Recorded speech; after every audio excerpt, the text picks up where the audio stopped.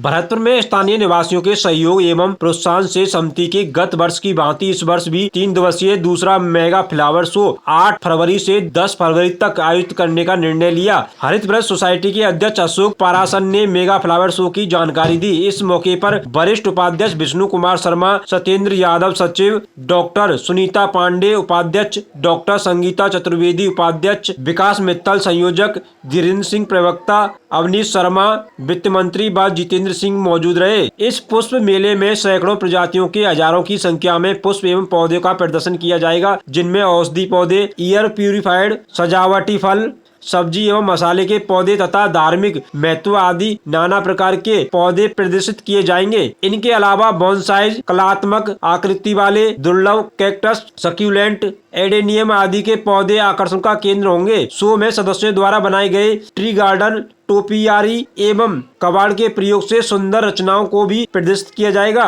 शहरवासियों को लाभान्वित करने हेतु 3 दिवसीय उत्सव में स्थानीय एवं बाहर से पधारे अतिथि विशेषज्ञों द्वारा bonsai, cactus, topiary, bio enzyme, tray garden, गुलाब, organic kitchen gardening, bougainvillea, activate पौधे एवं टेरियम की कार्यशाला भी आयोजित की जाएगी। मेगा फ्लावर शो में कोई एंट्री फीस नहीं ली जाएगी। जन सामान्य को इस उत्सव में प्रमुख सहभागिता का अनुभव कराने के उद्देश्य से 9 प्रकार की प्रतियोगिताओं का भी आयोजन किया जाएगा। 8 फरवरी को फूलों की रंगोली, ट्री गार्डनिंग एवं बेस्ट ऑफ बेस्ट की प्रतियोगिता होगी। 9 फरवरी को stone painting, on sports painting एवं स्लोगन लेखन की प्रतियोगिता भी होगी तथा 10 फरवरी को फ्लावर पॉइंट डेकोरेशन एवं टोपियारी की प्रतियोगिता की जाएगी।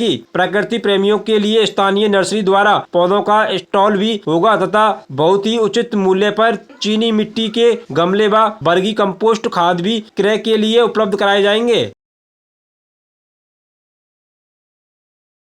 एक प्लांट्स में करीब 20 कलर की वैरायटी अवेलेबल होती है। जैसे पिटूनिया है, उसमें करीब 20 कलर होते हैं, तो उस हिसाब से देखें तो 20 कलेक्शन या वेरिएशन बनते हैं।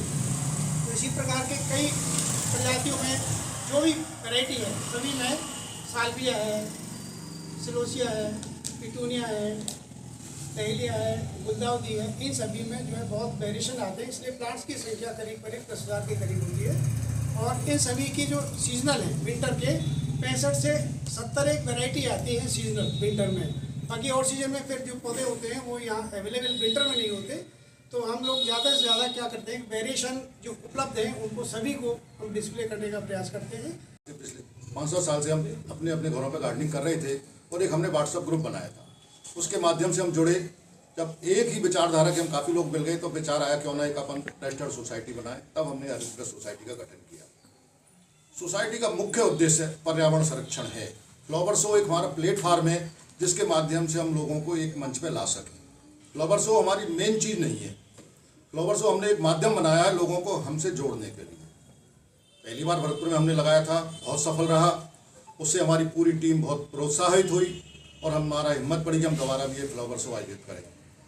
आप सब लोगों से ज़्यादा ये मैसेज जाए, ज़्यादा से ज़्यादा लोग मीडिया से इससे जुड़े हमारे सोसाइटी से, और इस पर्यावरण संरक्षण के लिए हम कुछ कर जाएँ, ये हमारे लिए बहुत बड़ी बात होगी। हमने पिछले 1 साल में MSJ कॉलेज, मल्टीपर्पज स्वास्थ्य मंदिर, अनायगढ़ मोक्षधाम, अपना नसिया जी जैन मंदिर, इनमें हजारों की संख्या में 10 से 12 फुट के प्लांट हमने लगाए हैं और वो सर्वाइव भी कर रहे हैं। शुरुआत जो मेरे द्वारा की गई थी, शुरू में मैंने मेडिकल कॉलेज में करीब 750 बड़े प्लांट शो है, लेकिन इसमें जो मल्टी फेसेट बहुआयामी चीज़ें हम प्रदर्शित कर रहे हैं वो जिसके बारे में सत्येंद्र जी ने बताया भी है।